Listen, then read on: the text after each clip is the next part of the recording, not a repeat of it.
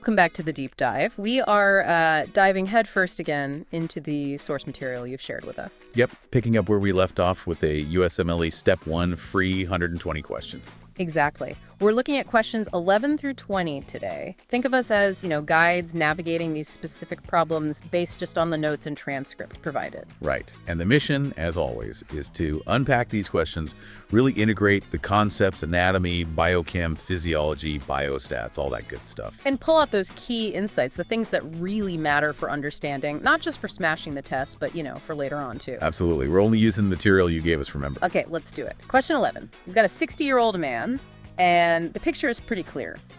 Weakness, tingling, irritability, forgetfulness. And some significant neuroscience spasticity, hyperreflexia, and that big one, absent vibration sense in his legs.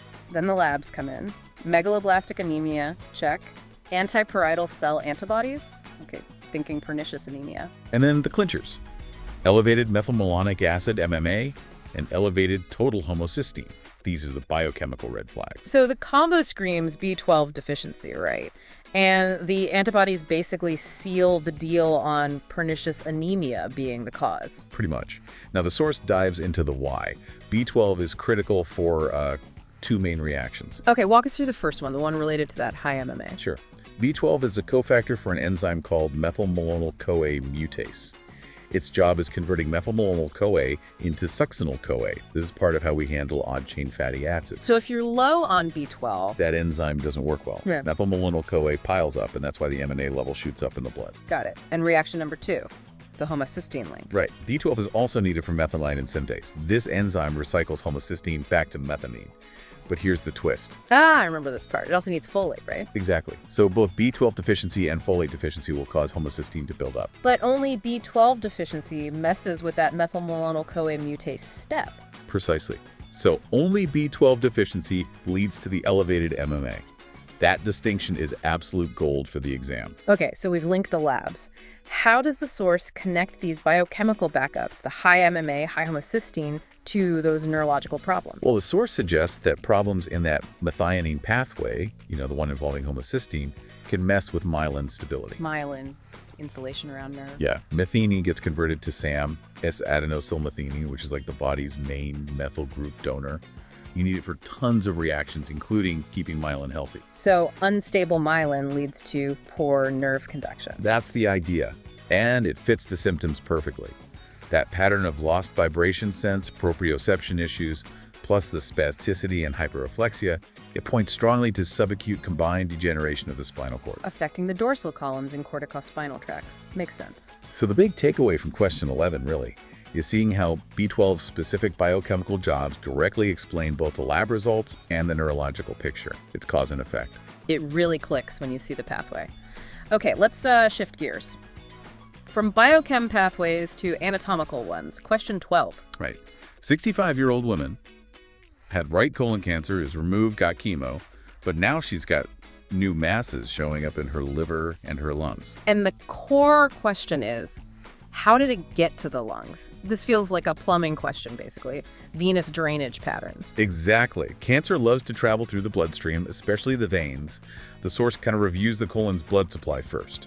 SMA for the right side, IMA for the left side, roughly speaking. Yes, superior mesenteric artery for the ascending colon, appendix proximal transverse colon, inferior mesenteric artery for the distal transverse, descending sigmoid rectum. And the veins, the SMV and IMV, they pretty much follow suit, draining those same areas. That's correct. And then the crucial part, the portal system. The SMV superior mesenteric vein joins up with the splenic vein. To form the portal vein, which goes where? Directly into the liver. The IMV usually drains into the splenic vein first, but it all ends up heading towards the liver via that portal vein. Okay, so cancer cells breaking off from a right colon tumor, which drains into the SMV territory. They take a direct flight path via the SMV into the portal vein and straight into the liver capillaries, the sinusoids. That explains her liver metastases. First stop, liver. But then how do they get past the liver to the lungs? They have to get out of the liver circulation and into the main systemic circulation. So from the liver sinusoids, they drain into the hepatic vein. And hepatic veins dump into the inferior vena cava. the IVC. Okay, now we're in the big leagues. IVC takes blood back to the... Right side of the heart. Then the right ventricle pumps it out through the pulmonary artery, straight to the lungs. Got it. So the pathway is colon SMV, portal vein, liver hepatic vein, IVC, right heart pulmonary artery, lungs. Boom. That's the route.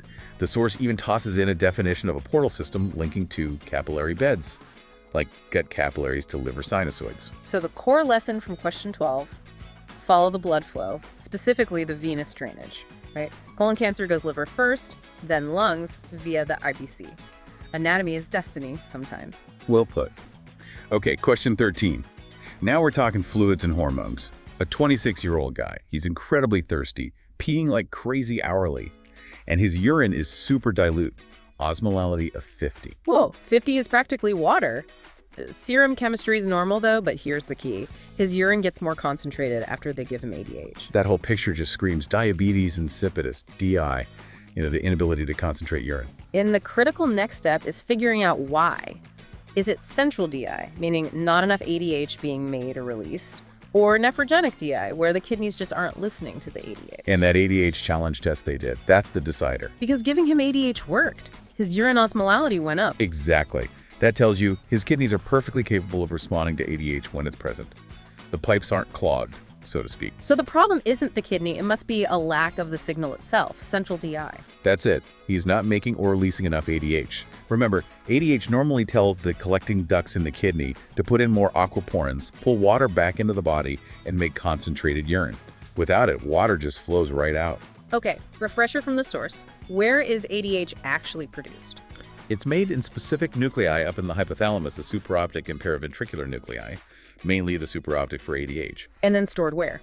Transported down nerve axons to the posterior pituitary gland, where it's stored and released into the blood when needed. So if giving ADH fixed the problem, the dysfunction must be before the release point, right? It's likely an issue with those ADH-producing cells in the hypothalamus. That's the most logical conclusion based on the info. The source correctly rules out other spots like the anterior pituitary that makes different hormones like TSH, ACTH, etc. Or kidney structures like the glomerulus or loop of Henle. We already know the kidney works fine. Right, or the hypophyseal portal system, which is that special blood vessel network connecting the hypothalamus to the anterior pituitary for releasing hormones, not directly involved in ADH production for the posterior pituitary. So the key insight. The ADH challenge test is crucial for differentiating central versus nephrogenic DI. And a positive response points straight to a problem with ADH production, likely in the supraoptic nucleus. Nailed it. Okay, question 14, heart stuff. 52-year-old woman, chronic high blood pressure, 154 over 100. Headache sometimes. And the physical exam shows a displaced PMI point of maximal impulse. That suggests an enlarged heart, plus classic EKG findings for left ventricular hypertrophy, LVH, left axis deviation, big R waves. Yeah, the signs point clearly to LVH. And the cause, almost certainly her chronic hypertension. So how does high blood pressure actually lead to the left ventricle getting thicker? Well, think about what the left ventricle does. It pumps blood out into the aorta against the body's blood pressure. That pressure it pushes against is the afterload. So high blood pressure means high afterload. Exactly. The ventricle has to work much, much harder day in and day out to eject blood against that resistance. And how does the heart muscle adapt to that chronic pressure stress? The source mentioned sarcomeres. Right. The heart muscle cells, the cardiomyocytes, respond by adding more contractile units, sarcomeres, but they add them in parallel. Imagine stacking bricks sideways to make a wall thicker. Parallel addition thickens the wall. That makes sense. This leads to concentric hypertrophy, right? Where the wall thickens inwards, sometimes making the chamber smaller. Precisely. With hypertrophy, the cells get bigger, not hyperplasia, where cells multiply. Adult heart muscle doesn't really do hyperplasia. Okay, so you get this thick, beefy, less flexible ventricle wall. What's the functional consequence of that? The main problem is with filling. That stiff wall doesn't relax well during diastole, so it's harder for the ventricle to fill up with blood. We call that diastolic dysfunction. And that can sometimes cause an S4 heart sound, right? The sound of blood hitting that stiff wall. Yep, that's often associated. So the big picture from question 14, chronic hypertension, increased afterload, pressure overload on the LV sarcomeres, added in parallel, concentric hypertrophy, diastolic dysfunction. It's a chain reaction. Makes sense. Okay, question 15, back to the gut. 53-year-old man. He's got this dry, scaly rash, lost a lot of weight, 33 pounds in a year, low BMI. And crucially, he describes large volume, floating stools. Floating stools, ding, ding, ding. As the source points out on the USMLE, that's your classic signal for fat malabsorption, steatorrhea. Right. If you're not absorbing fat properly, what else are you likely not absorbing? The fat-soluble vitamins, A, D, E, and K. Their absorption is tied to fat absorption.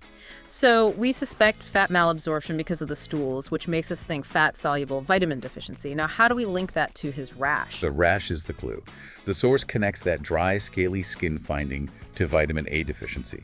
Vitamin A is vital for maintaining healthy epithelial tissues, including the skin. Okay. And the source just briefly touches on other deficiencies to contrast. Yeah, it mentions, vitamin D for bones, vitamin E more for neuro issues, vitamin K for bleeding problems, vitamin C, different pathway, collagen stuff, gums, magnesium, think alcoholics, maybe arrhythmias.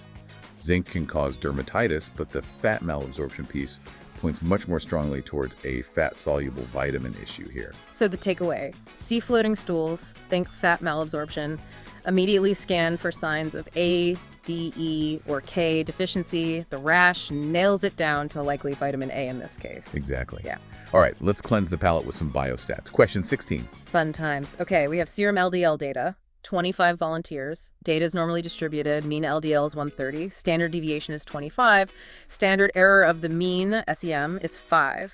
Calculate the 95% confidence interval for the population mean. Okay, this is pure formula application. You got to know the formula for a confidence interval. Which is? It's the sample mean plus or minus a z-score times the standard error of the mean, the SEM. Mean DSEM. Got it. And the z-score depends on how confident you want to be. The source gives the common ones. Yes. For 95% confidence, the z-value is approximately 2. Technically, it's like 1.96, but 2 is close enough for most exam purposes and easy math. Okay. And for 99%? About 2.6 or 2.58 to be more precise. Good to know. So for this problem, 95% CI, mean is 130, Z is 2, SCM is 5. So 139 is 2 times 5, that's 130, 90, 10. Which gives us a range of 120 to 140. That's the 95% confidence interval. So the key insight here is just know the formula, know the z-scores for 95% and 99%. Plug and chug. Pretty much. It's a straightforward calculation if you know the components. Okay, back to the lungs. Question 17. All right, 39-year-old man, smoker, getting progressively short of breath, productive cough. Exam shows a barrel chest using accessory muscles, clearly working hard to breathe. Then the PFTs, pulmonary function tests. Low FEV1 FVC ratio, that's obstructive. Yeah. Increased residual volume, RV, meaning air trapping. And importantly, a low DLCO, the diffusing capacity.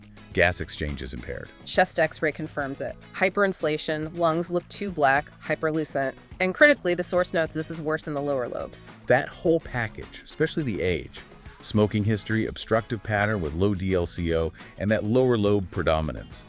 It points very strongly towards alpha-1 antitrypsin deficiency, AATD, causing emphysema. Right, because typical smoking-induced emphysema usually hits the upper lobes harder, that centrilobular pattern. ATD gives you panicular emphysema, often worse at the bases. Exactly. And the source explains the mechanism. Alpha-1 antitrypsin is a protein made mainly in the liver. Its job is to protect the lungs from proteases, especially neutrophil elastase. It's an anti-protease, like a shield for the lung tissue. Yep. But in ATD, there's often a genetic mutation causing the protein to misfold. It gets stuck inside liver cells. Which can cause liver disease, but also means not enough of the functional shield protein makes it to the lungs. Right. So in the lungs, without enough AAT protection, neutrophil elastase, an enzyme released by inflammatory cells like neutrophils, just goes to town, chewing up the elastic tissue in the alveolar walls. And smoking makes it way worse, right? Because smoking recruits more neutrophils and inflammation to the lungs. Massively worse. It dramatically increases the protease burden, accelerating the lung destruction.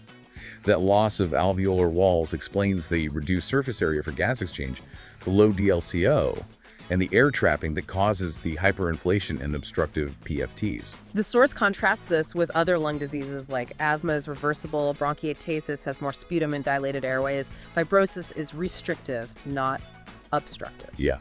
So the key takeaway for 17. Recognize that specific pattern, youngish smoker, obstruction, low DLCO, lower lobe emphysema as highly suggestive of AATD, and understand AAT's role and how smoking pours gasoline on that fire. Makes sense. Okay, quick dip back into biostats. Question 18, super simple setup. A study enrolls 500 patients, then they decide to recruit 1,000 more. Total sample size now 1,500. What's the main effect of adding all those extra people? This is fundamental study design. The single biggest impact of increasing your sample size is increasing the study's statistical power. And power, the source reminds us, is the probability of finding a statistically significant difference if a real difference actually exists. Right. Think of it like turning over more rocks when you're looking for something specific. More rocks, better chance you'll find it, assuming it's there. So more power means you're less likely to make what kind of error? A type 2 error. That's a false negative. Failing to detect a difference or an effect that is genuinely present. By increasing power, you decrease beta, the probability of a type 2 error. And this is distinct from a type I error, right? Yeah. The false positive. Correct. A type I error, or alpha error, is saying there's a difference when there really isn't. That's primarily controlled by the significance level you set beforehand, like p0.05, not directly by just increasing sample size like this. Okay, so lesson from 18. More subjects, more power, less chance of missing a real effect. Reduce type 2 error. Simple, but critical. Absolutely vital concept. Okay, question 19. Pathology, cell biology vibes. We have an 82-year-old woman. Vague symptoms, indigestion, bloating, feeling full really quickly, early satiety. And there are images of her stomach wall showing disrupted structure. The question asks about a molecule likely decreased in these cells. Right. Elderly patient, those GI symptoms, especially early satiety. Got to be thinking about malignancy. Probably gastric cancer, given the stomach images. Yeah, the clinical picture is suggestive. And the source guides us to look at the cellular level, the loss of normal tissue architecture. It mentions the images might show cells looking kind of spread apart. Spread apart, like they aren't sticking together properly. That sounds like an issue with cell adhesion. Exactly. And the key molecules responsible for holding epithelial cells together like bricks in a wall are the cadherins, especially E-cadherin in epithelial tissues like the stomach lining. So what happens to cadherins in many cancers? Their expression or function is often downregulated, meaning it's decreased. This loss of cell-to-cell stickiness is a really crucial step. Why is it so crucial? Because it allows the cancer cells to break free from the main tumor mass. They can then invade into surrounding tissues, get into blood vessels or lymphatics, and metastasize, spread to other parts of the body. Loss of adhesion is key for invasion. The source mentions other molecules, but argues they don't fit as well. Right. Things like lysosomal enzymes or collagenases, Yeah. MMPs, are involved in breaking down the matrix after cells detach. Integrins are more about cell matrix connection. Growth factors drive proliferation. But the initial step of cells losing that tight connection to each other points squarely at decreased cadherin function. So the core insight, cancer cells often lose their glue. Decreased cadherin expression is a fundamental mechanism allowing them to become invasive. The clinical picture plus the visual clue leads you there. Nicely summarized. Okay, last one, question 20. A 54-year-old woman, she's overweight, BMI 27, strong family history of type 2 diabetes. Her fasting glucose is a little high, 102. Also has high blood pressure. We need to compare her likely serum abnormalities to a normal weight woman. Okay, lots of risk factors stacking up here. Overweight, family history, borderline glucose. This points strongly towards insulin resistance, doesn't it? Absolutely, that's the central issue developing here. How does being overweight contribute to that? Well, increased adipose tissue, especially the fat around the organs, visceral fat, is metabolically active and releases factors that interfere with insulin signaling in peripheral tissues, mainly muscle and liver. They become less sensitive to insulin's effects. So the insulin isn't working as well to get glucose into cells or stop the liver from making glucose. How does the body try to compensate initially? The pancreas senses this resistance. It sees glucose potentially rising, so it pumps out more insulin to try and overcome the resistance and keep blood sugar in the normal range. So even though her glucose is only slightly elevated at 1 or 2, her insulin levels might already be quite high. Very likely. That compensatory hyperinsulinemia is a hallmark of early insulin resistance, the stage before full-blown type 2 diabetes develops. So the most likely serum abnormality compared to a normal weight person would be an increased fasting insulin concentration. That's the strongest link based on the vignette. The source quickly debunks other options. Decreased estrone? Nope. Overweight women usually have higher estrogen due to aromatase in fat-converting androgens. What about leptin? Leptin and ghrelin signaling is complex in obesity. Often there's leptin resistance, not deficiency. But the elevated insulin is a much more direct and consistent consequence of the insulin resistance driven by her risk factors. It's the primary metabolic adaptation happening. Increased growth hormone, or TSH, just aren't suggested here. Got it. So the takeaway from 20. Overweight plus family history plus borderline glucose insulin resistance. And the body fights that resistance initially by cranking out more insulin. High fasting insulin is the key finding. Exactly. It's cause and effect again. Phew. Okay, so we've really dug into these 10 questions, pulling threads from biochem, anatomy, physiology, biostats, path, using the source material as our roadmap. And, stepping back from the individual questions, there's kind of a broader theme that emerges from the source material, something about the whole process of learning this stuff. Yeah, it makes this interesting distinction between just raw knowledge, deeper understanding, and then wisdom. Right. Knowledge is like collecting the facts, memorizing the B12 pathways, the venous drainage routes, the CI formula. You need that foundation. But understanding, that's different. That's grasping why. Why does B12 deficiency cause neurosymptoms because of myelin stability issues linked to methionine metabolism? Why does right colon cancer go to the liver because of the portal veins anatomy? Understanding connects the dots. It lets you see the bigger picture, apply principles. Like even if you didn't perfectly recall E-cadherin, understanding that cancer spread involves cells breaking loose might lead you to the right answer about cell adhesion. And then there's wisdom. The source describes this as actually applying that knowledge and understanding effectively, making good judgments, solving problems. Yeah, using what you know and understand to make smart decisions, whether it's picking the right answer on a tricky question or, much more importantly, making the right call for a patient. The source had some good examples, like knowing a patient has high lipids and knowledge, and understanding propofol is lipid-based, understanding, leads to the wise choice to avoid it. Or, knowing not all hypoxia is fixed with just more oxygen, knowledge, requires understanding VQ mismatch physiology, understanding, to make the wise decision about ventilation strategies. It frames it as the difference between just studying to pass the test versus really learning for the future, for taking care of actual people, short-term goal versus long-term development. And the source really emphasizes that wisdom, the ability to use what you've learned effectively, is maybe the most important thing in the end. The principal thing, it says, more valuable than just having a head full of facts you can't apply. It's a powerful thought. Yeah. So as we wrap up this deep dive, drawing from your sources on these USMLE questions and the learning process, maybe the thing to leave you, the listener, with is this. How can you intentionally shift your own studying? Move beyond just piling up facts towards building that real interconnected understanding. And maybe even more importantly, how can you start thinking about cultivating wisdom?